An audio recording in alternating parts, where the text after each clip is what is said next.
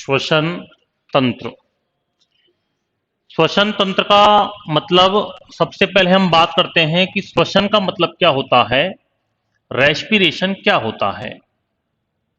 तो सामान्यतया आप लोग जो जानते हैं वो ये जानते हैं कि श्वसन का मतलब होता है ऑक्सीजन को अंदर लेना और CO2 को बाहर निकालना। लेकिन याद रखना ये परिभाषा हमारे स्तर के अनुकूल सही नहीं है। सही परिभाषा क्या होगी? सही परिभाषा का मतलब होता है, यदि आपसे कोई पूछे कि श्वसन क्या है, तो श्वसन का मतलब होता है भोजन में उपस्थित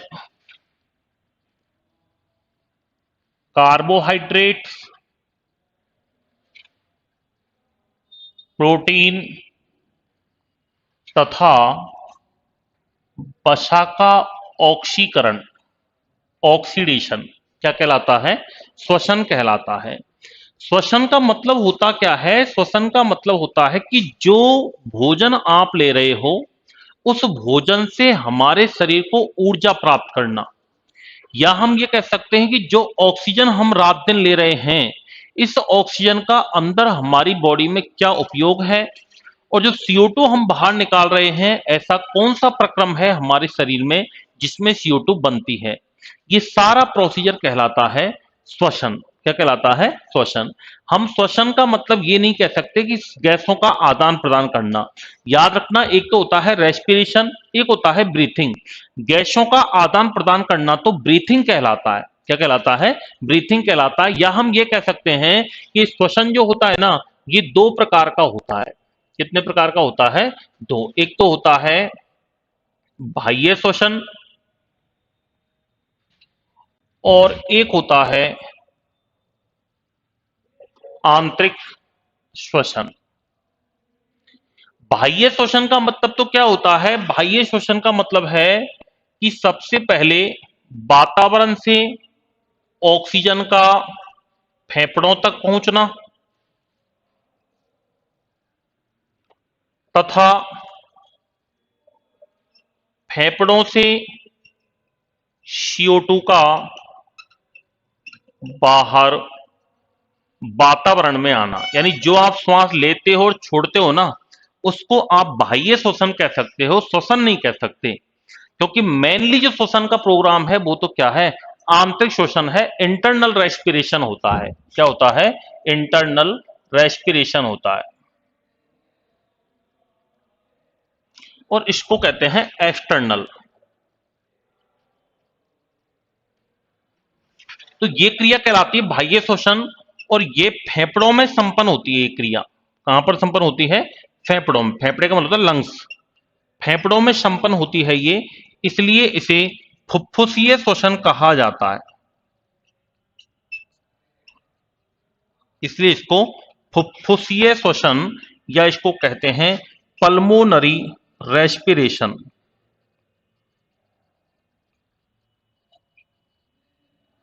पल्मोनरी रेस्पिरेशन कहा जाता है, क्योंकि कहां संपन्न होता है? ये फेफड़ों में संपन्न होता है। जबकि आंतरिक श्वसन का मतलब क्या होता है? आंतरिक श्वसन का मतलब है कि जो ऑक्सीजन आपने ली है सबसे पहले ऑक्सीजन पहुंचती है फेफड़ों तक, और फिर फेफड़ों से ऑक्सीजन जाती है हमारे शरीर की प्रत्येक कोशिका तक। और भोजन का ऑक्सीकरण कहां होता है? सेल के अंदर होता है, कोशिका में होता है। वहां पर बनती है CO2। वो CO2 पहले आती है फेफड़ों तक, और फेफड़ों से हम बाहर वातावरण में निकाल देते हैं। ये फेफड़ों से बाहर वातावरण में निकालने की क्रिया तो है बाह्य श्वसन। और आंतरिक का मतलब है कि जो हमने ऑक्सीजन ली, ये ऑक्सीजन पहले फेफड़ों तक तो गई, ये तो बाह्य श्वसन है, और फेफड़ों से जाती है कोशिका तक, और कोशिका में भोजन का जब ऑक्सीकरण होता है तो CO2 बन करके आती है वापस फेफड़ों तक। यानी फेफड़ों से कोशिका और कोशिका से फेफड़े, ये क्रम क्या कहलाता है? आंतरिक श्वसन कहलाता है। यानी हम ये कह सकते हैं कि ऑक्सीजन का फेफड़ों से कोशिका तक पहुंचना, सेल तक पहुंचना तथा कोशिका से CO2 का फेफड़ों तक आना, ये क्या कहलाता है? आंतरिक श्वसन कहलाता है। और यह कोशिका में संपन्न होता है। ये कहां पर संपन्न होता है? ये कोशिका या सेल में संपन्न होता है, इसलिए इसको कोशिकीय श्वसन कहते हैं। क्या कहते हैं? कोशिकीय श्वसन या सेलुलर रेस्पिरेशन कहा जाता है इसको।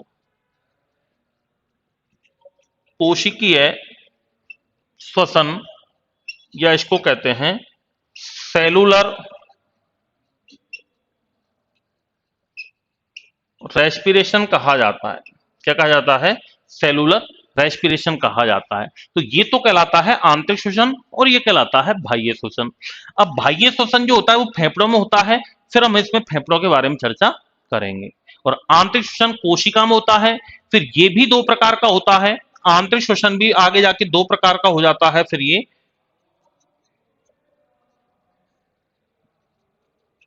कौन कौन सा?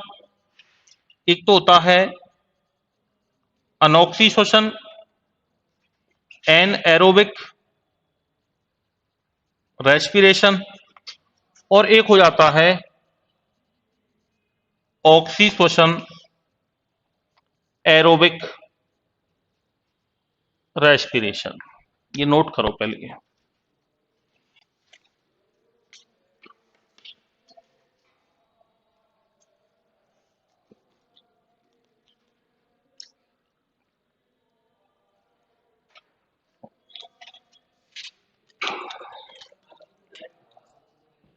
हम्म। आंखें आंखें ऑक्सीजन थोड़ी लेती हैं। श्वास लेने की क्रिया तो नासाद्वार द्वारा होती है मुख्यतया, बाकी ऑक्सीजन एंटर कर सकती है। ऑक्सीजन एंटर कर सकती है, बाकी श्वास लेने की क्रिया मुख्यतः नासाद्वार द्वारा होती है, फेफड़ों के द्वारा होती है।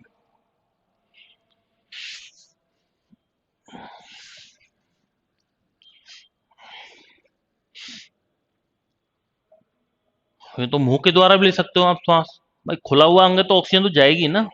आप श्वास मुंह के द्वारा भी ले सकते हो, लेकिन आपने सुना सुना होगा मुंह के द्वारा श्वास लेने से आयु कम होती है, याद रखना। तो सुबह अपन भागते हैं ना, उस समय मुंह से सांस लेना आसान होता है और नाक से सांस लेना थोड़ा कठिन होता है। आप देखना कभी आप जब एक्सरसाइज करते हो, थोड़ा सा हाँफ जाते हो, श्वास बढ़ जाती है, तो उस समय मुंह से श्वास लेना होता है ना, वो थोड़ा आसान लगता है, नाक से कठिन लगता है। तो लोग ज्यादातर मुंह से ले लेते हैं, जबकि मुंह से श्वास लेना हानिकारक होता है, नाक से श्वास लेना लाभदायक होता है। नाक से श्वास लेने से जो हमारे फेफड़े होते हैं ना, उनकी क्षमता बढ़ती है।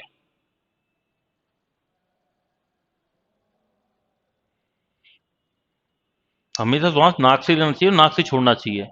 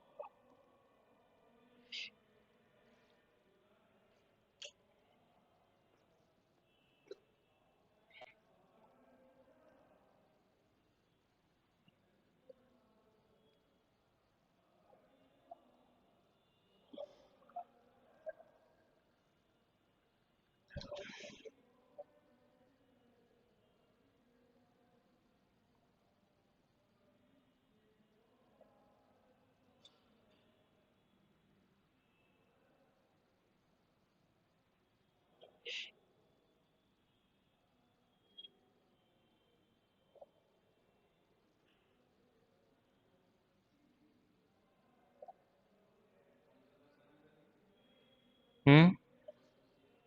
फुफ्फुसीय पल्मोनरी रेस्पिरेशन फेफड़ों में होता है, इसलिए इसको फुफ्फुसीय श्वसन कहते हैं।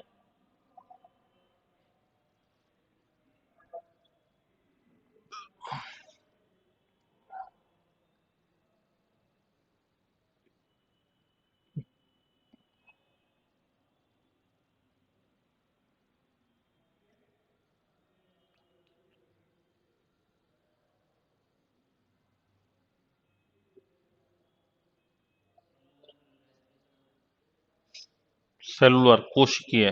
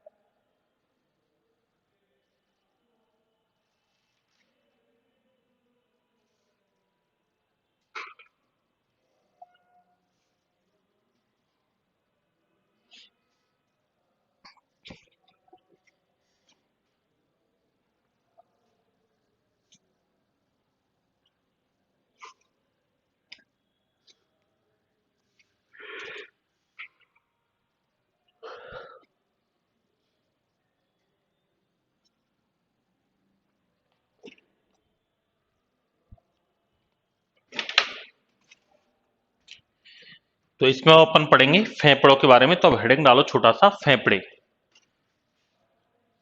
तो बाह्य श्वसन का मतलब तो गया, ऑक्सीजन हमने ली, फेफड़ों तक पहुंची, CO2 बाहर निकाल दी। फिर ऑक्सीजन हम लेते हैं तो ये फेफड़ों से, ऐसा नहीं फेफड़ों के पास जाके रुक जाती है, फेफड़ों से जाती है कोशिका तक, वहां पर भोजन का ऑक्सीडेशन होता है, फिर CO2 बनती है, CO2 वापस फेफड़ों तक आती है। अभी जाती कैसे है, आती कैसे, वो अभी चर्चा अपन करेंगे कि गैसों का ट्रांसपोर्टेशन कैसे होता है, किसके माध्यम से होता है ये, उसके बारे में भी अपन पढ़ेंगे। फिर जो ये बाहर निकालते हैं, ये बाह्य श्वसन, और अंदर का प्रोग्राम आंतरिक श्वसन। फेफड़े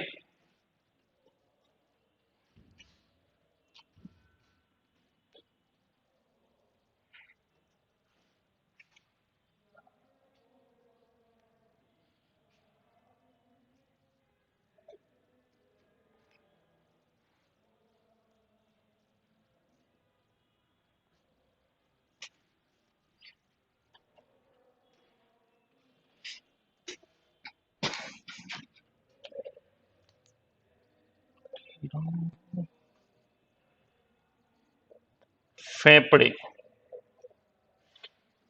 लंग्स, इधर देखो, फेफड़े संख्या में दो होते हैं। कितने होते हैं? दो होते हैं। स्थिति की यदि हम बात करें कहां पर स्थित होते हैं ये, तो हम ये कह सकते हैं कि बक्ष भाग में, बक्ष का मतलब होता है थोरेसिक पार्ट, चेस्ट पार्ट, इसको बक्ष भाग कहते हैं। बक्ष भाग में हमारी जो रिब जो होती हैं, पसलियां, उन पसलियों के पीछे स्थित होते हैं। हमारे बक्ष भाग में पसलियों के पीछे होते हैं। गुब्बारे की तरह होते हैं ये, जैसे ऑक्सीजन जाती है फेफड़े फूल जाते हैं, CO2 बाहर निकलती है फेफड़े पिचक जाते हैं। जैसे ये तो हमारी श्वास नली है,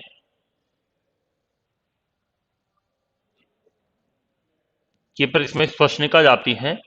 तो इस प्रकार ये दायां फेफड़ा जो होता है ना, वो बाएं फेफड़े की तुलना में थोड़ा बड़ा होता है। दायां फेफड़ा, थोड़ी इसको अपन बड़ा कर दिया, अपन यूं ही मानो जैसे अपन यूं खड़े हुए हैं। तो दायां फेफड़ा जो होता है, ये बाएं फेफड़े की तुलना में थोड़ा सा बड़ा होता है, क्योंकि दायां फेफड़ा 3 पालियों में विभाजित होता है और बायां फेफड़ा 2 पालियों में होता है। इसमें 2 लोब्स होते हैं, इसमें 3 होते हैं, ये थोड़ा सा बड़ा होता है। ये हमारी ट्रैकिया है, श्वास नली,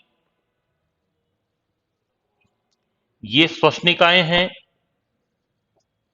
फिर इसके अंदर इस प्रकार से ये, जिसका अंगूर के गुच्छे होते हैं ना, उस प्रकार से ये वायु कूपिकाएं होती हैं, छोटी छोटी, जिनमें वायु भरी रहती है। फेफड़ों की मुख्य संरचनात्मक और क्रियात्मक इकाई को क्या कहते हैं? कूपिका कहा जाता है। क्या कहा जाता है? कूपिका कहते हैं, एल्वियोलाई कहा जाता है, एल्वियोलाई कहते हैं इसको, या कूपिका कहते हैं। ये हमारी श्वास नली है, श्वसनिका, फिर दोनों फेफड़ों के अंदर श्वास चली जाती है। पसलियों के पीछे स्थित होते हैं ये। दायां फेफड़ा जो होता है, वो बाएं फेफड़े की तुलना में थोड़ा बड़ा होता है, क्योंकि जो दायां फेफड़ा होता है उसमें तो पाई जाती हैं 3 पालियां, और जो बायां फेफड़ा होता है उसमें पाई जाती हैं 2 पालियां। ठीक है, इसलिए ये विभाजित होता है इसके अंदर। दायां फेफड़ा 3 पालियों में, बायां फेफड़ा 2 पालियों में, इसलिए दायां फेफड़ा थोड़ा बड़ा होता है। क्या? पाली का मतलब कक्ष, लोब, कक्ष, स्थान, कमरा, यानी 2 पार्ट हो गए इसके। इसके तो 3 होते हैं, 3 भागों में बटा हुआ होता है ये 2 भागों में होता है। तो पाली कहते हैं इसको, अंग्रेजी में कहते हैं लोब, लोब्स। ठीक है। फेफड़ों के चारों ओर एक विशेष प्रकार का आवरण पाया जाता है, जिसको कहते हैं फुफ्फुसीय आवरण। क्या कहा जाता है? फुफ्फुसीय आवरण। फेफड़ों के चारों ओर पाई जाने वाला आवरण, या इसको कहते हैं फुफ्फुसीय आवरण कहा जाता है, या कहते हैं प्लूरल मेम्ब्रेन। और ये फुफ्फुसीय आवरण क्या काम करता है? ये सुरक्षा का कार्य करता है। बाहर से फेफड़ों की सुरक्षा का काम कौन करता है? फुफ्फुसीय आवरण करता है। और इसमें एक विशेष प्रकार का द्रव भरा रहता है, उस द्रव को कहते हैं फुफ्फुसीय द्रव या पल्मोनरी फ्लूइड कह सकते हैं इसको। पल्मोनरी फ्लूइड कहते हैं फुफ्फुसी द्रव। और फुफ्फुसी द्रव क्या काम करता है? बाहरी चोट आदि से सुरक्षा का कार्य करता है। जो बाहर से चोट आदि लग जाती है फेफड़ों को, उसी सुरक्षा का काम कौन करता है? फुफ्फुसी द्रव। ये इसमें एक विशेष प्रकार का क्या भरा रहता है? फ्लूइड भरा रहता है। इसको कहते हैं पल्मोनरी फ्लूइड। और ये कहलाता है प्लूरल मेम्ब्रेन। प्लूरल मेम्ब्रेन कहलाती है और ये चोट से सुरक्षा का काम करता है। एक प्रश्न आता है कि पर डे फेफड़ों के द्वारा कितने ml जल का बाहर उत्सर्जन कर दिया जाता है? प्रतिदिन लगभग हम श्वास के द्वारा लगभग 400 ml 400 ml जल का क्या कर देते हैं? बाहर उत्सर्जन कर देते हैं। तो प्रतिदिन फेफड़ों के द्वारा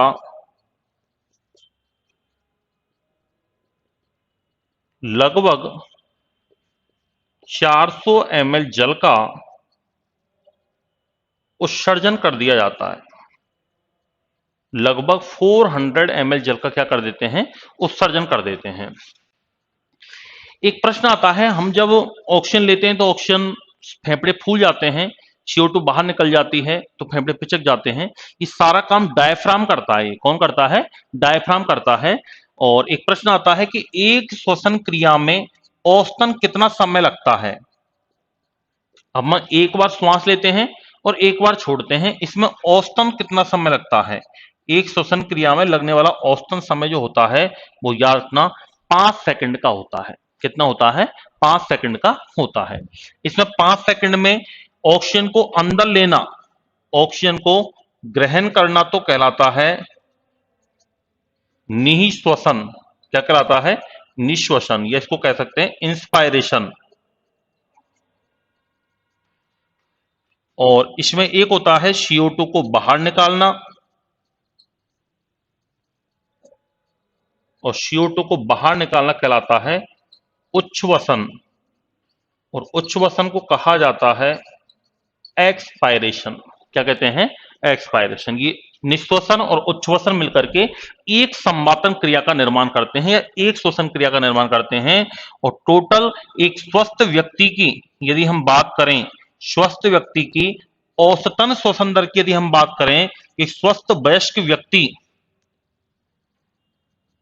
1 मिनट में कितनी बार श्वास लेता है? तो याद रखना 12 से 16 बार प्रति मिनट होती है। कितनी होती है? 12 से 16 बार। भाई 1 मिनट में कितनी सेकंड होते हैं? 60 सेकंड होते हैं। एक में कितना समय लग रहा है? 5। तो 12 पंजो 60। अब जरूरी नहीं है सबके 5 लगे, 4.5 भी लग सकता है, 4.25 भी लग सकता है, 5.25 भी लग सकता है। तो एवरेज वैल्यू है 12 से 16 बार प्रति मिनट होती है। अब बच्चों की यदि हम बात करें, बच्चों की श्वसन दर कितनी होती है? तो बच्चों की जो श्वसन दर होती है वो थोड़ी ज्यादा होती है, 16 से 20 बार प्रति मिनट होती है। कितनी होती है? 16 से 20 बार प्रति मिनट। एक इसमें प्रश्न आता है कि नवजात शिशु की श्वसन दर कितनी होती है? अब नवजात शिशु की श्वसन दर यदि पूछा जाए तो नवजात शिशु की श्वसन दर बहुत ज्यादा होती है, लगभग 20 से 35 बार प्रति मिनट होती है। कितनी होती है? 20 से 35 बार प्रति मिनट। हम जब एक बार श्वास लेते हैं ना, तो छोटा बच्चा कम से कम 2 से 2.5 बार श्वास ले लेता है, यानी उसकी श्वसन दर ज्यादा होती है। हम 1 मिनट में 12, 13, 14 बार श्वास लेते हैं, वो 1 मिनट में लगभग 20 से 35 बार तक भी श्वास ले सकता है। छोटे बच्चे जल्दी जल्दी सांस लेते हैं। तो श्वसन दर नवजात शिशु की 20 से 35 बार प्रति मिनट, बच्चों की 16 से 20, और एक स्वस्थ वयस्क व्यक्ति की हम कह सकते हैं, स्वस्थ वयस्क व्यक्ति अडल्ट स्टेज के अंदर कितनी होती है? 12 से 16 बार प्रति मिनट। इस श्वसन दर को किसके द्वारा मापा जाता है? काइमोग्राफ के द्वारा। किसके द्वारा मापते हैं? काइमोग्राफ के द्वारा। और श्वसन क्रिया में वायु के आयतन को स्पाइरोमीटर के द्वारा मापा जाता है कि हम कितनी ऑक्सीजन लेते हैं, कितनी हम छोड़ते हैं। अभी मैं आपको बताऊंगा निःश्वसन में हम कितनी लेते हैं और उच्छ्वसन में हम कितनी छोड़ते हैं। यहां तक नोट करो।